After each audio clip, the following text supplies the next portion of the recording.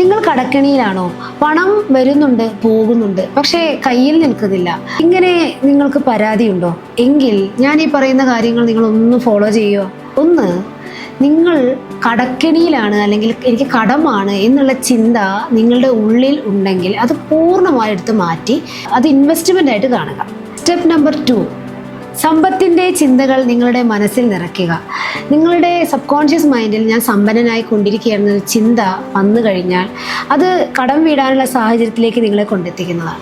Step number 3, ദൈനംദിന ആവശ്യങ്ങൾക്ക് നിങ്ങൾ പണം ചെലവഴിക്കുന്ന സമയത്ത്, ഉദാഹരണത്തിന് പറയുകയാണെങ്കിൽ പെട്രോൾ പമ്പിൽ നിങ്ങൾ പെട്രോൾ അടിക്കുന്ന സമയത്ത് പണം കൊടുക്കുമ്പോൾ താങ്ക് യു എന്ന് മനസ്സിൽ പറഞ്ഞ് അരിഗാത്തോ മണി, യു കം ബാക്ക് ഹാപ്പിലി എന്ന ഒരു മെസ്സേജ് മനസ്സിൽ പറഞ്ഞു കൊടുത്ത് ശീലിക്കുക. ഇത് പണം നിങ്ങളുടെ കയ്യിലേക്ക് തിരികെ വരാനുള്ള എല്ലാ സാഹചര്യങ്ങളും ഒരുങ്ങുന്നതാണ്. സ്റ്റെപ്പ് നമ്പർ 4, നിങ്ങളുടെ ഫോണിൻ്റെ വാൾപേപ്പർ മണിയുടെ പിക്ചറാക്കി മാറ്റുക. കാരണം നമ്മൾ എന്നും കാണുന്നത് ഈ പിക്ചർ ആകുമ്പോൾ നമ്മൾ കാണുന്ന ഇമേജ് നമ്മുടെ സബ് കോൺഷ്യസ് മൈൻഡ് പിടിച്ചെടുക്കുന്നുണ്ട്. അത് ഒരു ഫീലിങ്സ് നമ്മളവിടെ കൊടുക്കുന്നുണ്ട് അല്ലേ, സന്തോഷത്തിൻ്റെ ഒരു ഫീലിങ്സ്. ഇത് പണം നിങ്ങളുടെ കൈകളിലേക്ക് എത്താൻ നിങ്ങളെ സഹായിക്കും. ഈ 3 കാര്യങ്ങളൊന്ന് നിങ്ങൾ അപ്ലൈ ചെയ്ത് നോക്കൂ, മാറ്റം വരുന്നത് കാണാൻ സാധിക്കും.